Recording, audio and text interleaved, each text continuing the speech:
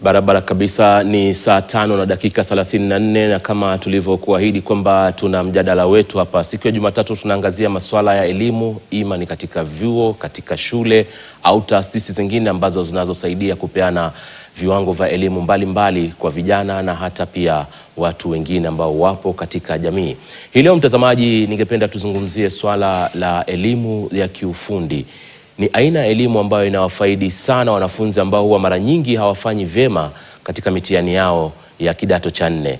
Badala ya kukosa fursa za kujiunga katika vyuo vikuu, basi wamepewa fursa kupitia serikali sasa kuingia katika mafunzo yale ambayo yanatoa elimu za kiufundi. Kwa mfano, kuna maseremala, kuna waashi na hata kuna mafundi wengine ambao mara nyingi elimu inayotoka pale huwa ni rahisi sana kwa mwanafunzi yule kujiendeleza na maisha yake na hata kuendelea pia na masomo.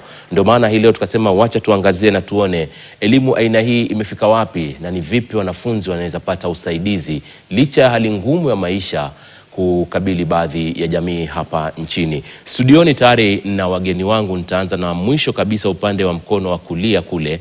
Ninaye Jane Kamau, Madam Jane Kamau. Yeye ni mkurugenzi ambaye anahusika sana na masuala ya elimu ya kiufundi na hata ujuzi katika shirika lile na halmashauri inayojulikana kama NITA. Karibu sana katika studio zetu. Asante. Upande mwingine pia tunaye Aston Mwendwa, yeye ni fundi umeme kama sijakosea. Asante sana kwa kuweza kufika siku ya leo Austin, na utatueleza zaidi namna ambavyo ulifaidi na elimu hii na hadi sasa uko na ajira, umeajiriwa na unafanya kazi. Karibu sana katika studio zetu. Sawa. Sharon Musin Ana, nadhani nimetaja jina vema. Naam. Karibu sana katika studio zetu. Yeye ni mkurugenzi katika shirika lile la Swiss Contact ambalo linasaidia sana vijana kusaidia kupata ajira na pia mafunzo yale kujiendeleza vyema. Karibu sana katika studio zetu. Asante. Nitaanza na Madam Sharon kutoka upande wa NITA pale, na moja kwa moja kwa manufaa ya mtazamaji ambaye anayekusikiza hivi sasa. Elimu ya kiufundi labda hapa nchini kupitia vile vyuo vya TVET, wanafunzi kupokea ujuzi na kadhalika, tuko wapi? Je, vyuo vimetandazwa inavyohitajika kufikia sehemu za mashinani? Asante sana kwa hilo swali. Vyuo ziko za TVET na hata za kibinafsi, zingine ziko za makanisa na ni nyingi. Juu kama wakati kama huu NITA wameregister kama 1400 across kwa counties zote. Kuna zile zinaitwa vocational centers za counties na zile za TVETA na zingine zote. Lakini ile changamoto iko ni kwamba ile machinery ziko kule na wale walimu wako kule bado wako chini kwa kufikisha ile kiwango ya employer. Ukiangalia kwa zile viwanda tuko nazo ama zile nafasi ziko za kazi, wale vijana wanaenda kule, wale walimu wengi wao hawajapata nafasi ya kuingia industry na kuelewa vizuri ile ufunzi ama vyenye kazi inatakikana ifanyike kulingana na standards za industry. Kwa hivyo hiyo iko shida kama hiyo. Na saa zingine NITA husaidia na kusomesha zaidi hao walimu wale wanakuja. Tumekuwa na hizo mipango kwa center za NITA. Juu NITA iko na center 5 na hizo ni center za excellence, si center za kufunza all through. Zingine pia tunafanyanga apprenticeship, na hiyo ndio sasa ile model ile tumechukua ama dual training na Swiss Contact. Juu hiyo model inaruhusu mwanafunzi aingie kwa chuo cha ufundi kama Don Bosco, na hiyo chuo kiko na equipment ama facilities zile zinalingana na standards za industry zile ziko current za kisasa. Kwa hivyo mwanafunzi zile vyombo atapata pale ama zile equipment atapata pale. Akisoma ile kidogo atasoma pale theory na practical. Akirudi kwenda industry, ile masomo atapata, ile equipment atapata zinalingana. So lakini hiyo gap iko kwa shule nyingi, na sasa kwa hii project haiko, imekuwa closed. Tutaingia kwenye swala la hiyo gap na nini. Umetaja kwamba NITA ina vituo vyake vitano hapa nchini. Vimesambazwa, viko wapi na wapi? Vituo za NITA kuna 2 huko NITA headquarters. Moja ni ya textile, ingine ni ya kufunza mafunzo kozi tofauti, lakini iko Center of Excellence na Renewable Energy na e-mobility. Juu hizo ndio zile new technology iko renewable energy kama solar, Ndiyo, kama ndiyo. even biogas, vitu kama hizo, lakini iko pia na automotive, plumbing, all these other courses ziko huko. Zinapatikana. Chuo kingine kiko Athi River. Pale inaitwa NITA Athi River. NITA Athi River ni Center of Excellence in Automotive Trades. Kienda pale mafunzo yoyote ya automotive kama ni electric vehicles, even e-vehicles, zote ziko pale na iko equipped na walimu wenyewe washasomezwa na the manufacturers. Kuna uhusiano na Hyundai Dreams, inaitwa Hyundai Dream Center. We know the Hyundai of Korea. Wamehakikisha ile equipment iko pale, inaweza ikasaidia mwanafunzi na mwalimu kufunza gari yoyote. Kienda Mombasa kuna chuo kingine kinaitwa NITA Mombasa. NITA Mombasa ni Center of Excellence of Refrigeration na Air Conditioning. Maneno ya vitu baridi baridi, air conditioning. Ndiyo. Kumbuke Mombasa ni mahali kwa joto. Ndiyo, ndiyo. Na pia hiyo iko very well equipped by collaboration with KOICA, the Korean funding agency. Kisumu kuna ingine, na hiyo pia ukiangalia pande hizo kuna majani chai, kuna miwa, na sana sana wanahitaji boiler skills za boiler. So hiyo ni shule na inaweza kuwa shule ya kipekee kwa nchi ambayo iko na real boilers. Kwa hivyo hiyo ni Center of Excellence in Boiler Technology. Ni vizuri kusema pia NITA as a regulator, kuna curriculum na occupational standards karibu zaidi ya 400 na curriculum zaidi ya 100 na 200 ambazo NITA iko tayari na inaendelea kutumia kwa viwanda nyingi mbalimbali. Kwenye hizi centers 5 umetutajia hapa Madam Jane, je, zina ushirikiano wote na zile TVET ambazo zimesambaa 1400 hapa nchini? Kuna uhusiano kwa sababu wakati tunatengeneza curricula sana sana hawa ndio wanakuwa wa kwanza. Curricula requires piloting na tunatumia hizi shule juu pia tunataka kujua hii curricula ishafanywa, hii muda tumepea topic fulani inatosha ama haitoshi. Kwa hivyo shule zetu zinatumika na hiyo kazi, na pia kufunza walimu wengine pia. Tuseme kama saa hizi wale watu wanataka kwenda, tuseme kuna watu hata industry yenyewe ingependa kukua watu yake wanafunza, ama kuna shule huko nje kwa county walimu wake wako chini kidogo, tuseme ni kwa automotive, bado wanaingia kwa hizi shule zetu na wanafunzwa. Hata wale watu wako industry, let's say kwa jua kali, pia wanakujanga na wanasomea huko. Vema kabisa, tutarudi kwako zaidi tuangazie changamoto hususan ya miundo msingi ambazo zipo katika baadhi ya taasisi kama hizi za serikali na namna ambavyo mnajaribu kujitahidi kuweka vitu sawa, hususan vijana wapate mafunzo yale ambayo yanahitajika kulingana na mtaala ama ile curricula mko nazo. Sharon, kidogo utanisamea Aston, jana ilikuwa ni siku ya wanawake ulimwenguni. Wacha tuwape fursa leo wang'are vile wanavyotaka. Karibu sana Sharon. Wewe ni mkurugenzi kutoka Swiss Contact, labda ili 25% na 75% mnaotaja pale kwamba huwa mnatumia kumpa mwanafunzi mafunzo darasani, na kando na mafunzo pia kuhakikisha kwamba anapata fursa za kwenda kwenye viwanda kule na kujifunza zaidi. Mbona mlikuja na idea hii, na zaidi itasaidia nini kwa mwanafunzi? Kabla nijibu, labda kidogo nieleze Swiss Contact kwa ufupi tu. Kwa ufupi tu. Ndio. So Swiss Contact ni shirika lisilo la kiserikali iliyobuniwa Uswisi na mashirika ya kibinafsi na vyuo vikuu vya Uswisi. Na kulingana na hivyo, ukiangalia Switzerland, 80% wanapitia mfumo wa pacha ukiwa darasani, lakini sana sana muda mrefu unajifunza ukiwa kazini.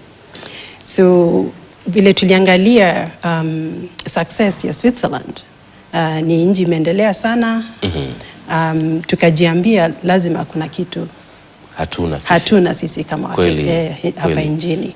So tukachukua hiyo Swiss model ya dual apprenticeship. Nimeambiwa Kiswahili unasema mfumo wa wanagenzi wa pacha.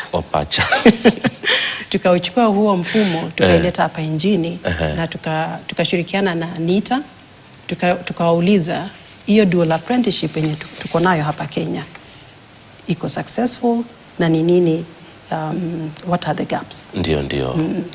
Na tukatumia hiyo model na tukaanza kutengeneza sasa model ambayo tukaanza kuiita Propeller ambayo inatumika hapa Kenya hapa Kenya. Sasa na tukaangalia kwa sababu kwa ushirikiano na shirika la foundation inaitwa Hilti. Tukakaa chini na tukafanya kazi na NITA, shirika za kibinafsi as in companies na pia shule. So tukakaa chini tukasema hebu tujaribu tuone kama tunaweza tengeneza program ama mradi ambao iko na mfumo wa kufanya kazi muda mrefu kazini alafu muda chache darasani. So ukisikia hii 75-25 inamaanisha mwanafunzi ako kazini kama ni mwezi mmoja, wiki 3 kwa mwezi wako kazini, wanajifunza wakifanya, na wiki moja ndio wako darasani. Sasa tangu mpango huu uanze, mradi huu uanze, kuna manufaa yoyote yamepatikana kwa wanafunzi ama hata upande wa mashirika ambao mnaofanya nao wameona hapa tunasonga vyema? Kabisa. Kwa mfano, wanafunzi wote ambao kwa sababu huu mfumo mwanafunzi akija, jambo la kwanza unapata enrollment letter, ile barua ya shule, na pia unapata barua ya kazi.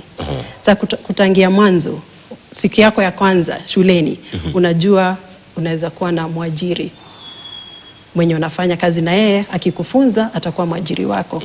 Na kutokana na hivyo sasa tuko na 80 wa wanafunzi ambao wamepitia huu mradi ama huu program wameajiriwa kazi. Na mmoja wao yuko hapa. Aston. Yes. Ndio. So imekuwa very successful, na pia kulingana na hiyo tumefanya kazi na NITA pia ku-upgrade curriculum. Kwa sababu tuliangalia sana hata kama kwa trade kama plumbing hakukuwa na curriculum standardized curriculum. Jambo lingine tumeona manufaa kwa shirika za kibinafsi, companies wengi wameanza kuangalia ili ndio njia moja ya kuleta wafanyikazi. It's cheaper. Wana save ama wanahifadhi. Okay, they are saving money ya recruitment kwa sababu unaanza kuwafunza kutoka mwanzo na you just absorb them. So hiyo ni manufaa ingine. Alafu pia tumeona kampuni zingine ambazo hazikuwa kwenye hii mradi ama hawakuwa part of the program, sasa wamejianzisha kama sasa one of our companies anaita Schindler, wamejitoa wenyewe kuequip our partner shule Don Bosco na workshop ya kujifunza mambo ya lifts. Vema, faida nzuri hizo kwa mwanafunzi ambaye asilimia kubwa wako tu hawana nafasi za ajira, lakini mnakuja mnawasaidia. Karibu sana Aston Mwendwa. Nimekufikia sasa. Hebu tueleze safari yako kutoka umalize shule mpaka sasa. Wewe ni fundi wa umeme na umeajiriwa kazi yako. Baada ya kumaliza shule labda kidato cha 4, ulifanya nini mpaka sasa hivi umefikia hapo? Kutoka nilipomaliza kidato cha 4, nilikuwa nafanya kazi za hapa na pale nyumbani. Naenda kufanya repair kidogo pale nikiitwa na marafiki, lakini nilikuwa nafanya without training. So kabla niendelee itabidi meniruhusu kwamba nitachanganya lugha kidogo, nitaongea Kimombo. So we were just tulikuwa tunatulia tu pale nyumbani, hamna mambo mingi ya kufanya, vijana tu kama vijana wengine pale nyumbani. Hamna shughuli nyingi, Alafu nilikuwa nitasema mimi sikuwa nimefeli. Nilipata alama nzuri, lakini hamkuwa na hela za kuniingiza katika chuo kikuu.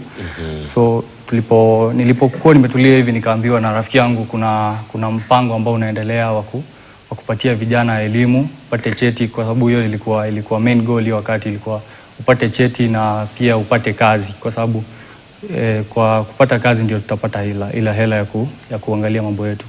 So nikafuata ule mradi, ilikuwa kwa ufanisi wa Swiss Contact na Hilti Foundation. Tukaanzia training pale Eastlands College, tukaproceed pale Don Bosco, tukapata training ya shule, theoretical knowledge, na tukafika kwenye industry. Ndarudisha shukrani pia kwa aliyeniandika kazi Meta Electricals kwa sababu ya kunipea training. There is the industry training standards zenye every infrastructure yenye inajengwa lazima ifuate, so nikapata ile training 75%. That means 3 weeks in a month tulikuwa tunaenda kwenye kampuni tunafanya kazi, na 1 week tunarudi kwenye shule tunaendelea na training ya theoretics. So naweza sema ile training imekuwa successful, na mwishowe nimekuwa saizi nina miaka 3 katika ile kampuni. Katika ile muda yote nimefanikiwa kutengeneza career, nikapata zile skills zinahitajika, na naweza saizi kwa sasa naweza sema naweza fanya kazi ya stima kwa kazi bora. Na katika hiyo miaka 3 labda pia wewe mwenyewe umepata cheti aina gani, diploma ama certificate?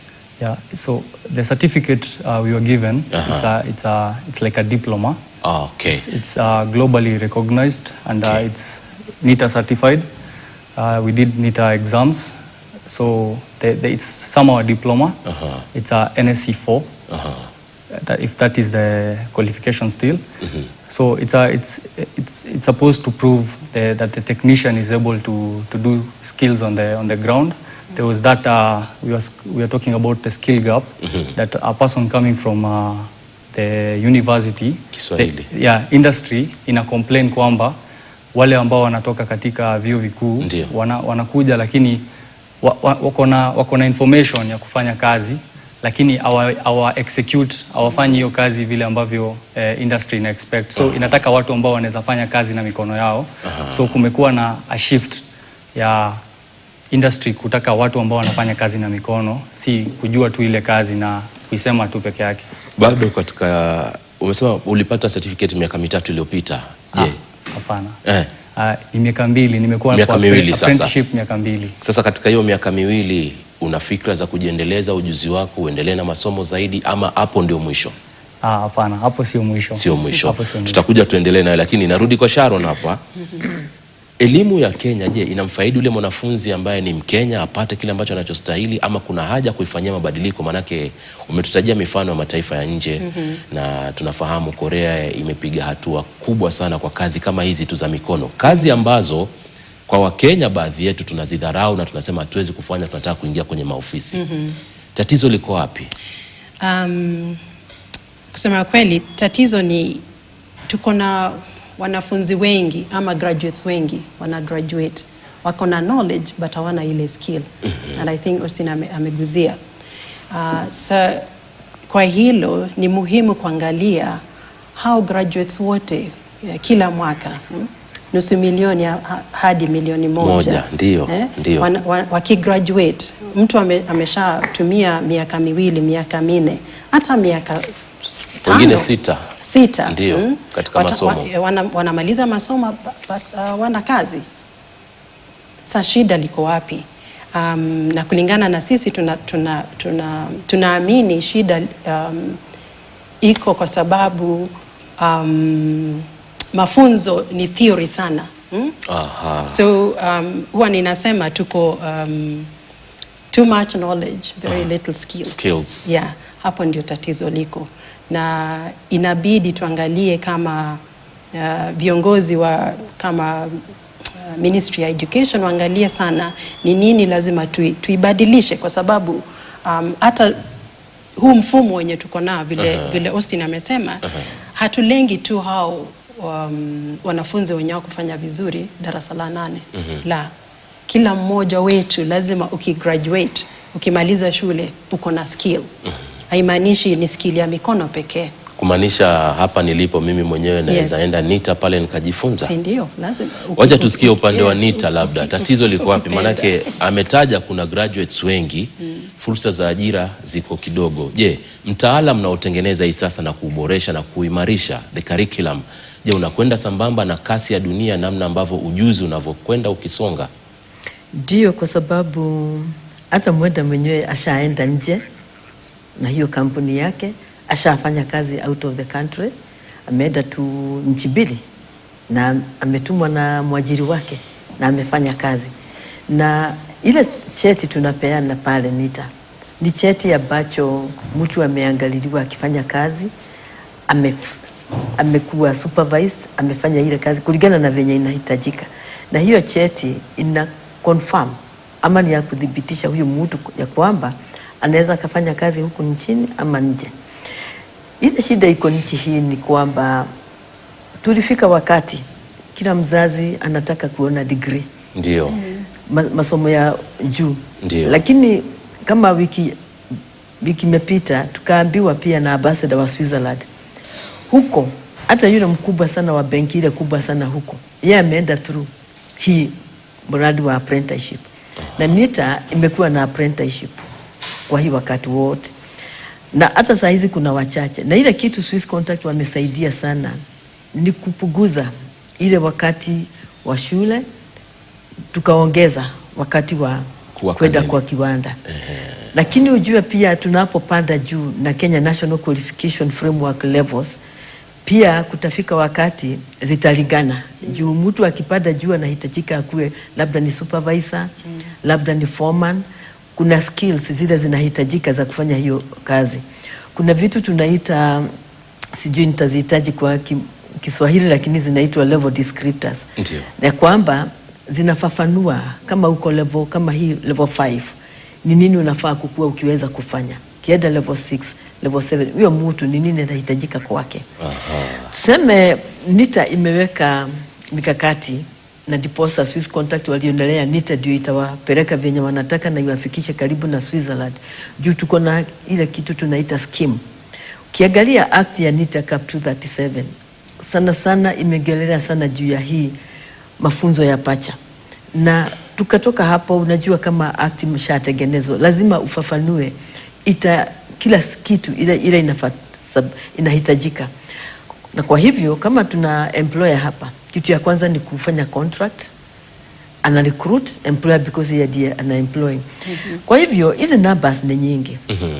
So ile kitu inafaa nchi ni kuongeza wale wafanyikazi. Kama ni hizi biashara ziko informal, kumbuka tunasema 15% ndio formal, 85% ndio wale informal employers. Sasa hawa informal wale tunaita jua kali wakaribishwe hapa na formal na wapewe watiliwe manani zaidi. Ndio hata yule kijana anaenda huko kufanya kazi huko pia tunamrecognize na tunafanya kazi pamoja. Naomba usimamishe hapo, tunakwenda kwenye pumziko fupi, lakini tutakuja tuendelee zaidi, tumwangazie huyu kijana ambaye amemaliza darasa la 8 lakini hajui afanye nini.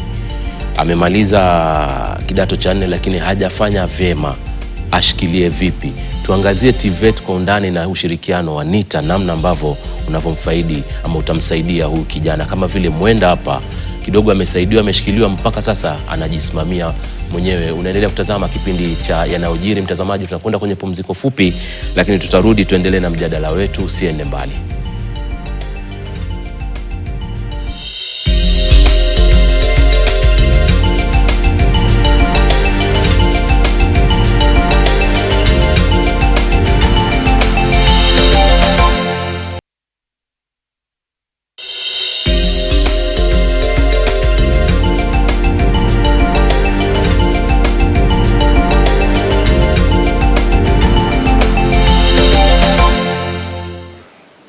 Naam, karibu tena mtazamaji katika mahojiano yetu, ikiwa imepita saa 6 saa za Afrika Mashariki, ni saa 6 na dakika 4 hivi sasa mchana, tukiwa tunaendelea na mjadala wetu, ikiwa leo ni siku ya masuala ya elimu.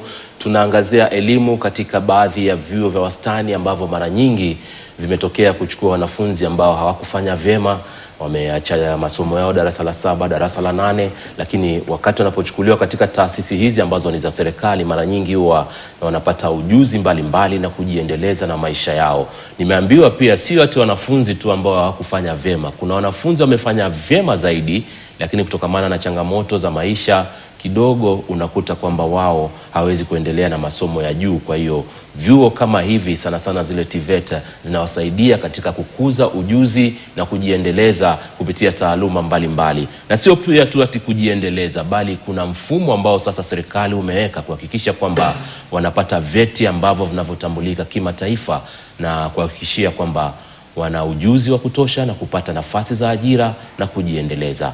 Nitarudi kwa Aston hapa kidogo atuelezee kuhusiana na safari yake na experience uliopitia katika kupata taaluma ambayo hivi sasa uko nayo, na unadhani, kwanza kabisa, unadhani ni kwa nini vijana wengi ambao wamejiendeleza, ama vijana mtu anamaliza tu masomo unakuta anataka kwenda kutafuta ajira mataifa ya nje badala ya kubakia hapa na kusoma? Okay, asante sana. Nafikiria tatizo kubwa ni kitu ambayo inaitwa minimal wage. Kenya mna shida ya wanaoajiri watu. Kuna mishahara ambayo wako ready, ama makubaliano yao ambao wanapatia hadi wale ambao wamewaajiri. Mishahara hiyo ambayo maybe tunaweza sema ni duni, na kwamba yule anayetoka shule akiangalia ana skills, anaweza fanya 1, 2, 3, hata akiingia kwa industry ana choose aende atafute kazi hii peke yake badala ya kulipwa ile mishahara. So pale kwa minimal wage imekuwa major issue. So watu wameamua waende nchi za nje, maybe USA, wapi, waende watafute kazi kule. Wewe kwa nini kuamua kwenda kufanya hivyo? Mimi nilikuwa nataka ile skill, nilikuwa nataka ni develop my career. So kampuni hii ambayo nilianza kazi nayo wakati nilimaliza kusoma katika zile chuo za TVET, hii kampuni ilinipatia fursa ya kugrow. Right now I'm an aspiring foreman. So nimeona progress, nimekuwa mvumilivu, nikapata ile mshahara ya chini, lakini nilikuwa na plan mbele. So hata mahali ambapo nimefika ni kuvumilia, kukubali ile mshahara, kufanya kazi kwa bidii, ndio tufike pale tumefika. Kutoka uanze safari yako, labda umejinufaisha vipi wewe na jamii ambayo unaoishi, labda kupeana tu mfano kwa wanaokutazama, vijana wengine wape motisha? Kitu cha kwanza ni kuweza kukimu familia, uweze kuangalia zile vitu basic, zile kama kukula, kusafiri, unaweza saidiana hata pale nyumbani, unakuwa mtu wa kuangaliwa, kwamba familia ikipata shida at least wanaweza kuita kando, waseme tunataka kufanya hivi na vile. So hiyo ni one of the things. Another thing is unaweza kujidevelop as a person, personal development. Naweza ambia vijana kwamba wale wako kule, focus on personal development, uweze kujikuza kama mtu, uweze kusonga from point A to point B, ujue barabara yako ya maisha hata baada ya kusoma, juu kusoma haiishi. So hivyo ndo mimi naweza ambia vijana wenzangu. Asante sana, tutarudi kwako tupate zaidi. Lakini swali hili la sasa nitaliuliza labda kwa Madam Jane, na nitalianzia na mfano. Pia Sharon baadaye utaliingilia, na ni kuhusiana na namna ilivyo sasa. Tunasema Kenya ni nchi ambayo ina wahandisi wengi, lakini unakuta ujuzi kidogo ni changamoto ama uko mchache. Inapofikia kwamba unakuta wahandisi au hata wale wanakandarasi, contractors, wanatoka nje. Wachina wako wengi saizi, wale ambao wanaendeleza majengo na nini. Kwa nini iwe hivyo wakati hapa Kenya pia tunaambiwa kwamba kuna watu wengi wamesoma na wahandisi wako wengi? Kwa nini tusiwe na makampuni ya hawa wa Kenya wengi zaidi wachukue fursa kama hizi? Tatizo huwa liko wapi? Ile tatizo inakuja juu hawa wahandisi sana si watenda. Sana kazi yao ni kuelewa theory, practical. Tuseme hawa mchina akikuja, ama yule contractor anakuja kutoka nje, anataka yule mtu ako na skills na kiwango yake ya kiufundi ikiwe juu zaidi. Kumbuka saa zingine kuna kitu wanahitajingi, kama ni mtu anajenga kitu kama pipeline, ama ni mtu anachomelea, anahitaji international certification. Kuna zile viwango ya kwamba huyo mtu ndiye achomelee, kama ni mfereji ya mafuta lazima akuwe na hii license. Kama ni mtu wa stima akuwe na license fulani. Lakini hao wahandisi hawana hizo juu hawajapitia chuo cha kiufundi. So kuna hao wahandisi wengi, lakini pia hawajafanya zile skills za mkono. Hizo ndizo wanakosa. Sharon, upande wako nadhania tatizo liko wapi zaidi ya hiki? kuongezea tu changamoto kubwa ni mfumo wa elimu nchini bado linazingatia ile theory badala ya vitendo. Tukiangalia kwa sasa kuna ile hatua serikali imechukua sasa ya hiyo CBE kwa CBC. Yeah. Sasa hiyo CBC ni nzuri kwa sababu inaanza na matendo. Unafunzwa vitendo. Lakini kuna gap kwa wale ambao wameshamaliza shule, washamaliza primary, wenye walikosa hiyo CBE ama competency based education. So ni cha muhimu sana mfumo wa elimu kuangalia hiyo competency based education beyond primary.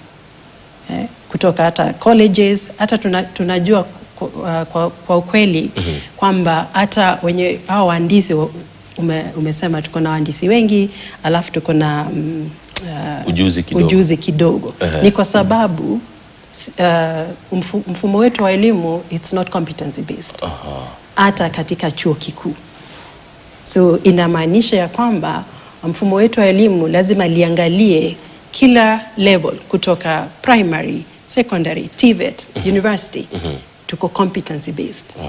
Na sio tu kwa sekta ya ujenzi, kila sekta ya elimu.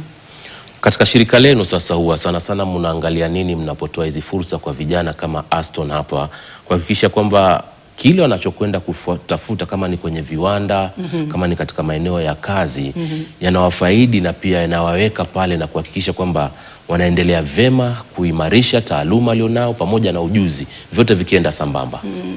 Hilo ni swali nzuri sana kwa sababu wakati mwingine tunaegemea tu upande wa ujuzi pekee na tunasahau zile wanaziita soft skills. Ndio.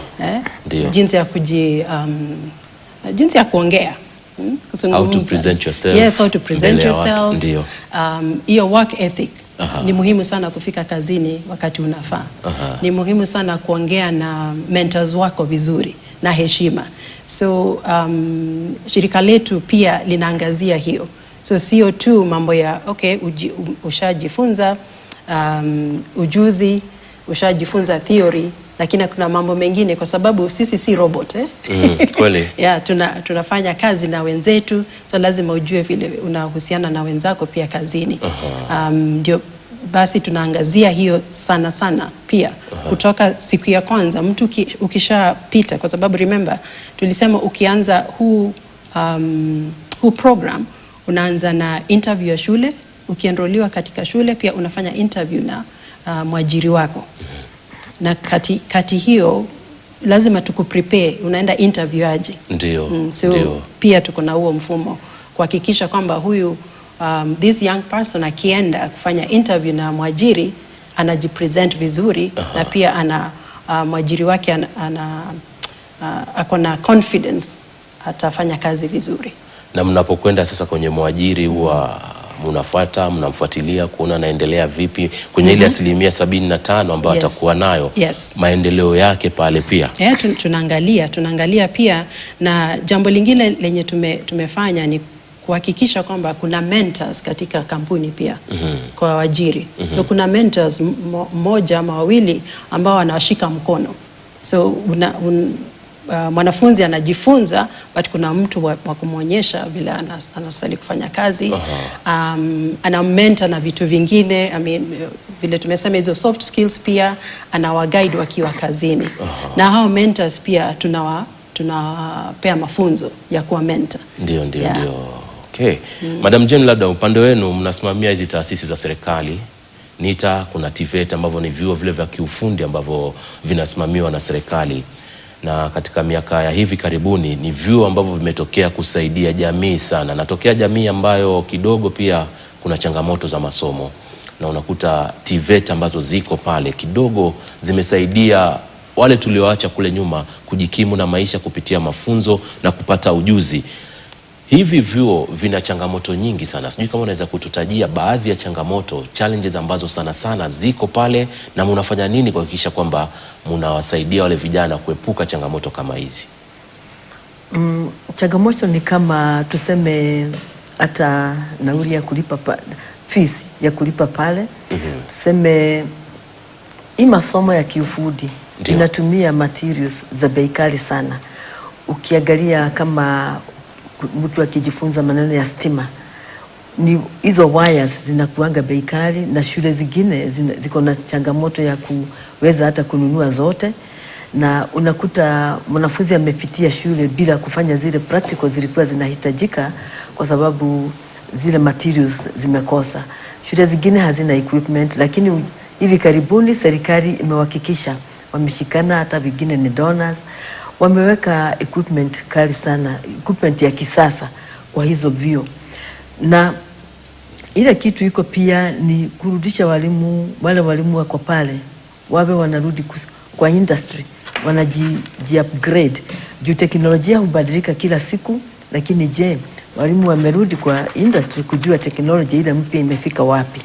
Na diposa kama madam anasema, hata wale watu mentors pia wanapelekwa, wanasomeshwa, na pia wao walimu wakiingia kwa industry wanapatana pia na hawa mentors na wanawasaidia. Na ukiangalia hivi karibuni kuna discussions za continuous development points zimekuja katika TVET, ndio inasaidia mwalimu akiwa na CPD, zile tunaitaga CPD, hata anapata kukua promoted na nakupata hata ni hiyo recognition. Pia serikali inasaidia vijana kupata pesa kupitia mlengo kama HELB, na wakipitia huko inawasaidia kulipa fees. Pande zingine kuna industrial training levy pale mwajiri, na kama hii mlengo iko na hiyo, mwajiri ametoa 50 shillings na hiyo pesa inakuja na diposa inasaidia kulipa fees. Na pia mwajiri, employer akilipa hiyo pesa huwa inarudishwa kwake juu ametoa ile 50 shillings ndio asaidie kulipia watu yake masomo na pia wale wanafunzi wanapitia kwake kulingana na hii mlengo ya dual training. Ndio. So hizo ndizo zile mlengo iko. Turudi kwenye swala la curriculum ambalo ndio nyinyi mnatayarisha hii mitaala kwa Kiswahili.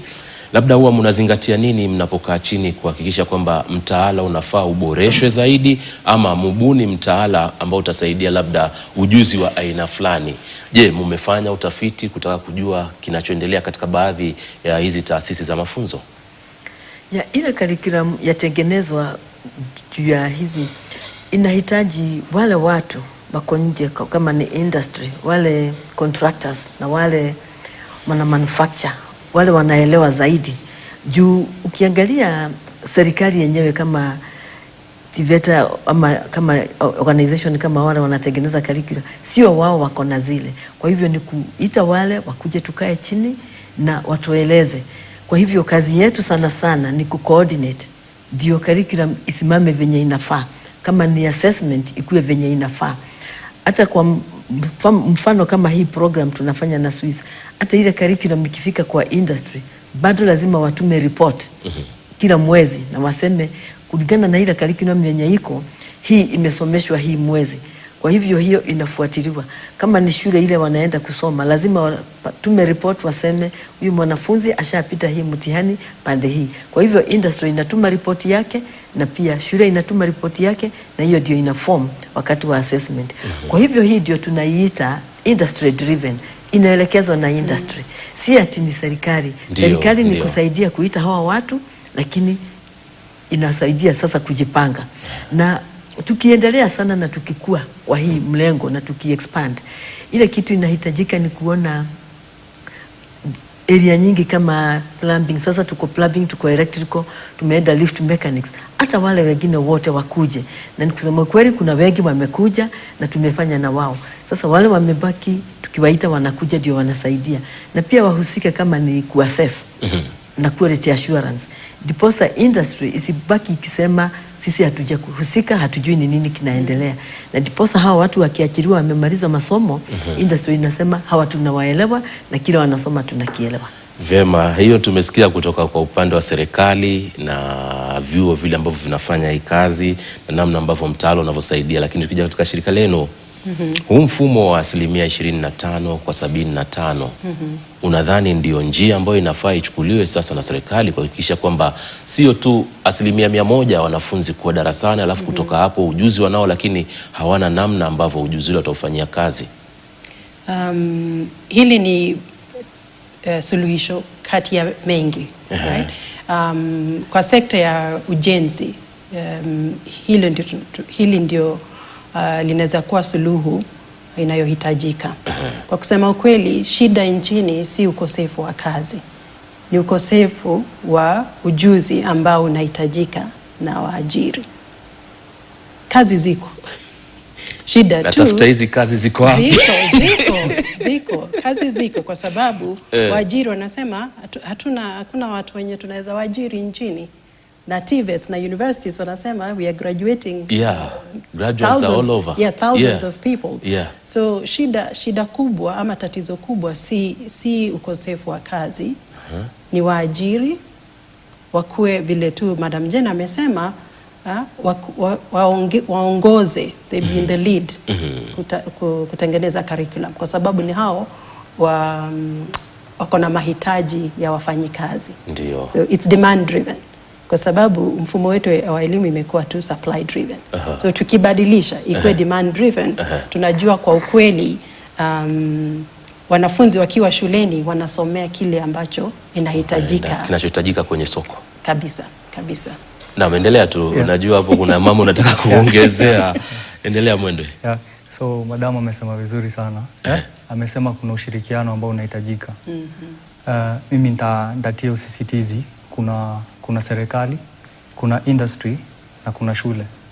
So mwanafunzi ametoka shule na amekuwa akienda part time industry na shule zimecommunicate, mwanafunzi akaenda kwa industry alafu akarudi. So amepata cheti sasa. Tunataka aingie katika kazi, si ndio? Serikali ndio ambayo inatoa kandarasi na inakubalisha industry iendelee na ujenzi na vitu vingine. Pia serikali inafaa isaidie industry, iwapatie vitu kama bonuses, na pia enforce labor laws that hao watu ambao wako certified wanafaa kuwa absorbed. Nilikuwa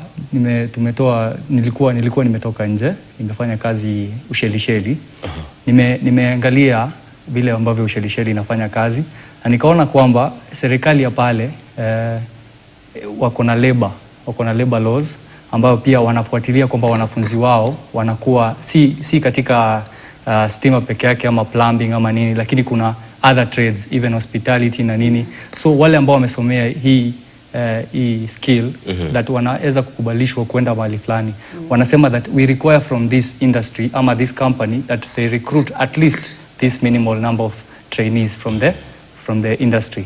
So tumepata ambao wako na skills, wataingiaje katika hizi kazi? Wataingia katika hizi kazi, pia serikali isaidie hizi industry, izipatie kandarasi, na pia izifacilitate that wakati imeemploy hawa extra employees that they can run smoothly without kuwa na shida nyingi za finances. So ni hayo tu mimi mbona. Ushelisheli, labda ukitupatia experience yako kule, wameendelea vipi kitaaluma na ujuzi? Wametushinda na nini, ama sisi tuko wapi ukituweka sisi wawili? Ili jina nitataka Wakenya walichukue vizuri, dual apprenticeship, kwamba yule mtu anafanya kazi na anasoma. Kila mtu anafaa awe hivyo. So Washelisheli wamechukua kwamba huyu mwanafunzi ambavyo akimaliza kusoma ama akiendelea kusoma, kwamba anafaa kuwa anajua kile ambacho anasomea. Unaweza kuwa unasomea stima, lakini kweli ile kazi ya uiwezi. So ukiingia katika industry utakuja kujua kwamba hii njia labda si ile ambayo nilikuwa nahitaji. So utaweza kuchange immediately wakati uko kwa shule. So dual apprenticeship itasaidia wanafunzi kukua more oriented with their life, waone ni nini ambacho wanataka, na waanze kutengeneza benefit from the training yenye wanapitia. So if yule mwanafunzi ataanza kutengeneza shilingi yake katika kile ambacho anasomea, ataona maana ya kile ambacho anasomea. So akiweza kuona ile maana, atakuwa na ubunifu, atamakinika katika kazi yake, na kila kitu kitakuwa sawa. Vyema kabisa. Muda unasonga, nataka kumaliza, lakini kuna maswali mawili matatu nitakuja tumalizane nayo kabla ya kuendelea, lakini tunakwenda kwenye mapumziko mafupi. Mtazamaji, kuna mambo mawili matatu tunataka kuangalia kuhusiana na swala la maendeleo hapa kwetu nchini Kenya, na mfumo huu ambao unaotumika wa 75-25, namna ambavyo utabadilisha mambo tukilinganisha na mataifa ambayo yameendelea. Ujapani tunaendesha magari yametoka Japani.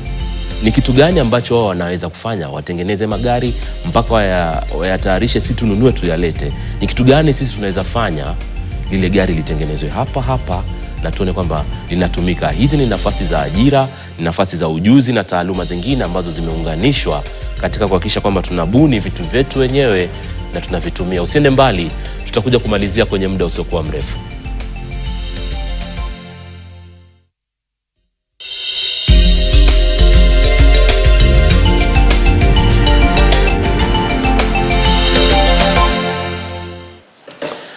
Naam, karibu tena mtazamaji katika kuendelea na mjadala wetu ambao unaangazia zaidi masuala ya ujuzi katika taaluma mbalimbali. Hapa nimepata funzo kwamba sio lazima uende chuo kikuu uweze kujikimu. Unaweza kuanza na hizi taasisi ndogo ndogo na ukajiendeleza na maisha yako kupitia taaluma ambazo ziko na ujuzi, ukajijenga, na pia sio tu kujijenga, ukauendeleza na kuimarisha kulingana na viwango ambavyo viko. Nadhani madam hapa Jane aliweza kugusia swala hilo, lakini kutokamana na experience uko nayo Madam Jane, labda nitakuja kwako zaidi sasa. Utuambie tofauti iliyoko na usawa labda. Je, kama taifa nadhani serikali iko kasi pia kuona maendeleo yanasonga mbele sawia na mataifa ambayo yameendelea hapa Afrika, Ulaya, hata bara Asia kule. Ukiangalia upande kama wa taaluma na ujuzi, namna ambavyo unavyotolewa na serikali hapa Kenya, je, tunakwenda sambamba na kile kinachoendelea kule sehemu kama Korea na mataifa mengine ambayo yameendelea? Ndio, tunaendelea na tuko bali, lakini tuko the right way, because ukiangalia venye nilisema hapo beleni, kitu ya kwanza serikali iliwahakikisha sana TVET nyingi ziko na equipment. Pia kuna kitu ya maana sana serikali iko nayo, kuna Kenya National Qualifications Framework. Ukiangalia hiyo framework iko na pathway ama njia mbili. Kuna njia ambayo mtu anaweza kashika, na hii ndio njia ile iko common sana ukienda nchi za nje, ya kwamba mtu anaweza akapata skill ajiendeleze mpaka akuwe na equivalent ya yule mtu amepita ameenda university, wakutane kama equivalent, huyu ako na degree na huyu ako na professional master crafts person. Hiyo ndio tunamuita. Example mzuri ni kuingia nchi kama Korea, ambayo tumefanya kazi na wao sana hata huku nchini. Utakuta mtu ni professor, lakini huyu si professor alienda akafanya PhD kwa university. Sana ni mtu amepitia through Korean Polytechnics. Ukienda nchi kama Denmark, hata saizi juzi tumeenda, tuko na agreement na watu wa Scotland, wanasema wanaanza chuo cha ufundi kama hapa, mtu anaingia TVET, na kwa hiyo college hiyo TVET unakuta models, tuseme kama ni pipeline na equipment yake yote unaikuta kwa hiyo shule. Kwa hiyo mtu anasoma masomo yote ni kama ako kwa pipeline na anasoma hiyo. Kwa hivyo akisoma hapa, hata akienda kwa hiyo pipeline, hakuna tofauti kule. Kumaanisha anaendelea na masomo na pia ujuzi uko pale pale, anaendelea kujifunza. Ujuzi uko pale pale. Kama ni equipment, zile vitu wanauda vitu na zinafanya kazi. Hata kama ni model iko real, na akitoka hapo, tuseme kama huko Scotland ataingia miaka 2 kwa TVET, miaka 2 ataenda university. Na diposa pia unaona serikali inahimiza sana maneno ya recognition of prior learning. Hiyo inamaanisha ushaingia kazini, tuseme ni mtu ameanza kazi ya ufundi ya mechanic, ameenda pale Jua Kali kajifunza kazi ya kutengeneza gari, ama akajifunza kazi ya kushuka nywele, hana cheti. Na kwa saa huu ukiangalia wale wenyewe zile biashara za Jua Kali, wengi wao hawana cheti. Na wale ndio serikali inaita sana, juu ndio wanafunza hawa vijana wadogo wakuje, kuna RPL wajiandikishe na wapate cheti. Na pia tuko na partners wamekuja na tunatafuta hawa watu. Pia ukiangalia kama mijengo zetu kama hii ya affordable housing, serikali inatilia manani sana, inasema ikuwe ni wenye vijana wa huku nchini, wasitoe watu nje. Hata kazi zingine kama za kuchoma, kuuda milango zimepewa Majua Kali, na diposa hawa vijana pia waweze kupata kazi, wapate ajira na wapate cheti. Na kama serikali ukiangalia TVET, hata wale watu wanahusika na maneno ya kucertify hawa watu wameingia kwa hizo mijengo. Na juzi hata ukiangalia tukikuja kufunga mwaka, rais akipeana nyumba anapeanaga pia cheti ja wale watu. Na unakiangalia zile skills ziko kule. Kuna skill moja ningependa kutaja, sina Kiswahili yake, inaitwa formwork, na yule mwingine anafunga machuma kwa ghorofa. Kama skills kama hizo zimekuja kutokana na wale waajiri wamesema hii skill inahitajika sana juu tunajenga manyumba za ghorofa, lakini haijawahi kuwa certified. Hao watu juzi wengi wao wamepata certificate. Kwa nini? Kwa vile ile uhusiano tunaongea juu yake ya employer, contractor pale, industry na institutions, na watu wanapata cheti. Zamani hawangepata. Kiangalia pia zile, hata hii policy ya duo serikali ili launch 2024, na hii ndio sasa tunajaribu kuhakikisha kwamba hii policy watu wengi wameielewa na wanaielewa na wanakuja, ndio tushirikiane na tuendeleze na program zingine. Sio tu hizi mbili tumechukua, sio hizi 3 tu tumechukua. Kuna watu wanataka maneno ya utalii, kuna watu wamekuja maneno za kiagriculture pia wamekuja kwa hii. So kuna njia nyingi sana. Pia wakati tunaongea juu ya CBC ama CBE, ni kumaanisha huyu mtu wako secondary school, huyu mtu wako primary school, ameanza kuonyeshwa na system ya kwamba kazi ya kiufundi inaheshimika. Tumeangalia, tumeona watu, hata mtu kama amepata grade ya kumpeleka university, siku hizi wanasema hapana, nitaenda TVET. Kuna wengine tayari wako na degree na wamekuja wanaanza kufanya kazi za kiufundi.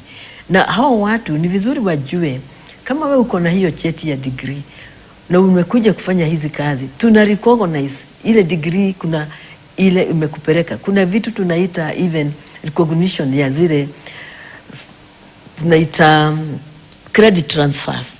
Mtu ako na zile vitu amesoma kwa university na kuja anaongeza ingine. Si ati unaanza tu pale chini. Tuna recognize.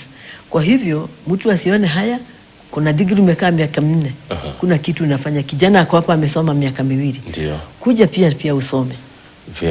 Vyema, asante sana. Labda katika kumalizia, upande wa kijana, labda ungewaambia nini vijana wenzako katika kuhakikisha kwamba wasijione labda mtu hajafanya vyema katika masomo yake, yuko nje? Unamshauri nini kijana saizi? Mimi yangu kwa vijana ni kwamba hizo kazi, hata kama ni affordable housing, kuna personal initiative. Utatoka kwa nyumba, utafika kwa ile site. Kuna ziko kama vile ambavyo katika nchi kuna ziko in different areas. Kuna ambaye labda iko Isili ama iko wapi, fika pale, angalia, uliza, hii ajira nitaipata vipi? Nimesomea ufundi, nisikae tu kwa nyumba, nina cheti ya naweza kuwa niko na hiyo cheti ya degree. Unaweza enda uanzie kwa industry, unaweza enda uanzie kwa TVET. Kuna njia nyingi ambazo unaweza anzia, lakini fika katika mahali pale, uulize nafasi ipo. Kama ipo, watakueleza ni jinsi gani utaingia, ni uingie na njia mlango wa mbele. Usitegemee hii mambo ambayo unasikia connection, anko yangu alifanya wapi. Mimi na familia, kuna watu ambao wamefanya vyema katika hii maisha, lakini hawakunisaidia vile ambavyo nilikuwa nataka kusaidika. So ilikuwa mimi mwenyewe nijipeleke katika vichuo hivi, nikubali terms 1-2, nipatiwe shilingi kidogo, tungangane hapa pale mpaka mambo ikue. So kama kijana pale nyumbani, chukua miguu yako, jitayarishe, fanya kazi kwa bidii, kazi yako pia itajipa. Kama mimi hapa, mambo si mbaya vile saizi, so endelea, kila mtu anang'ang'ana. So hiyo ndio. Asante sana Sharon. Mfumo mzuri mnaotumia huu kuwasaidia vijana kupata ajira, wale ambao labda wamesoma lakini kufanya vyema. Unadhani katika ulimwengu wa kesho, jinsi kasi ya uchumi inavyokwenda na maendeleo na kadhalika, unadhani itakuja fika wakati taifa la Kenya itakuwa maendeleo yake zaidi yatakuwa yanamtegemea mtu kama huyu, ama yule ambaye alifika chuo kikuu akasoma, labda tuna wahandisi wengi lakini hawana ujuzi? Kusema kweli Kenya inahitaji vijana kama hawa kwa sasa. Tayari tuko na wahandisi wengi. Sasa ni wakati wa kusaidia vijana wapate masomo ya vitendo. Na changamoto kwa vijana nawezaambia, msiangalie kama TVET ama ufundi kama last resort ama suluhu ya mwisho. Ati umeshindwa na chochote, huwezi enda shule ama it can be the first, inaweza kuwa ni decision ya kwanza. Kama nchi zingine umesema nchi zingine kama Korea. Jana amekuwa akiongea Uswizi, Scotland, hata Germany, hizi nchi zote.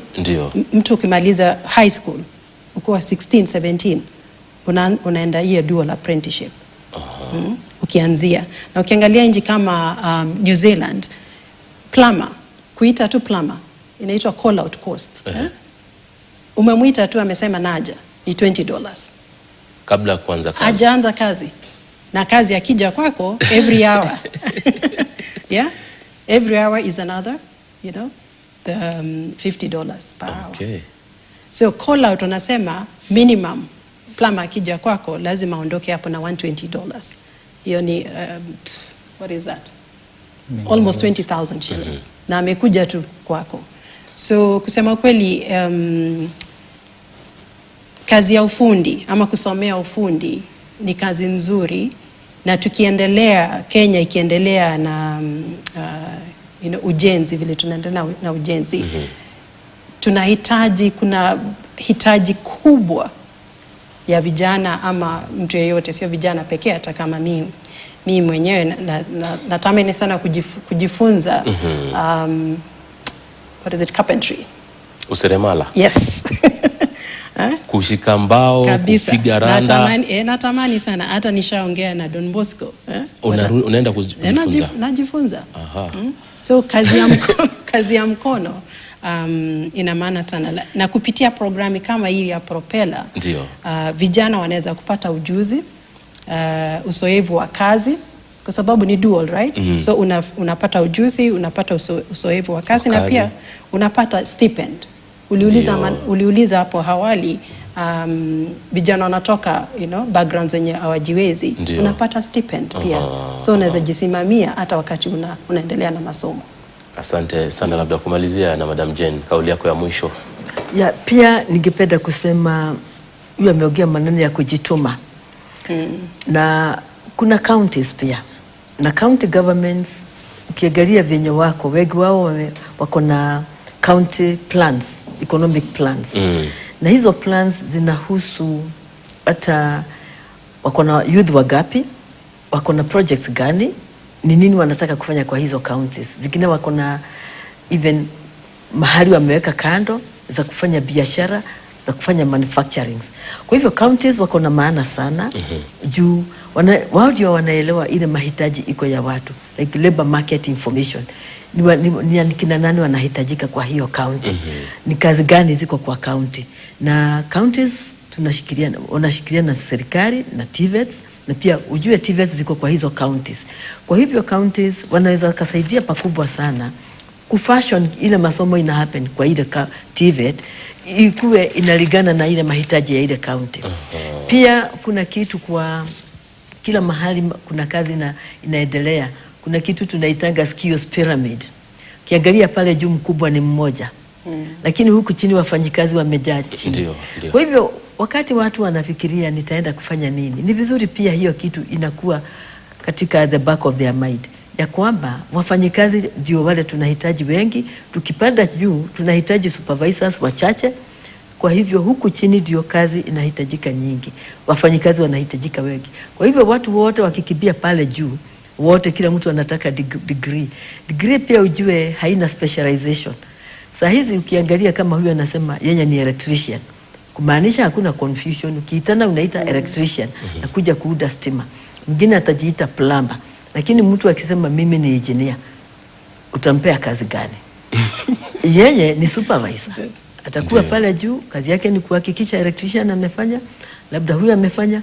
Kwa hivyo ni vizuri tu hata mtu akisema nataka kufanya kazi, ajue ya kwamba pyramid inakaa namna gani, na pia county zichangie hapo. Swala la kaunti umefanya vizuri kuliongezea, maanake kila kaunti na mahitaji yake tofauti. Na labda kupitia pia ushirikiano kati ya serikali kuu na serikali ya kaunti pamoja na mashirika kama yenu kidogo wataleta afueni na kuzalisha nafasi za ajira na kadhalika. Asante sana Madam Jane kwa kuwa nasi siku ya leo. Aston pia shukran sana na kutakia kila laheri katika jitihada zako za kuunganisha siku. Sharon, asanteni sana kwa kuweza kufika, na mawazo yenu yote ni katika kuhakikisha kwamba wanaleta pamoja fikra ambayo itasaidia vijana, sio tu vijana ambao wamefanya vyema ama hawakufanya vyema, bali kijana yoyote ambaye anajihisi kwamba nataka nikajifunze taaluma fulani. Nafikiri fursa ziko hapa, na pia kuna mbinu ambayo wamekuja nao, hiyo 25% kwa 75 ya kazini. Ni jambo ambalo bila shaka linatumika sana katika mataifa ya nje. Yani unaletwa karibu sana na mazingira ambayo watakuwa na kusaidia wewe kukuza na kujiimarisha katika taaluma yako kupitia ujuzi ambao utakaokuwa unajifunza ukiwa sehemu za kazi. Hizi zote zinasaidia, maana ukiangalia taifa la Kenya kule liliko hivi sasa, iwapo mifumo kama hii itaimarishwa zaidi na isambazwe hadi katika kaunti, bila shaka taifa litakuwa linapiga hatua. Asante sana kwa kutazama, na tutakuwa na mjadala mwingine wakati mwingine kuhusiana na masuala ya elimu ya TVET na hata masuala ya ujuzi. Lakini naarifiwa kwamba kuna taarifa hapa kuhusiana na katibu mkuu katika idara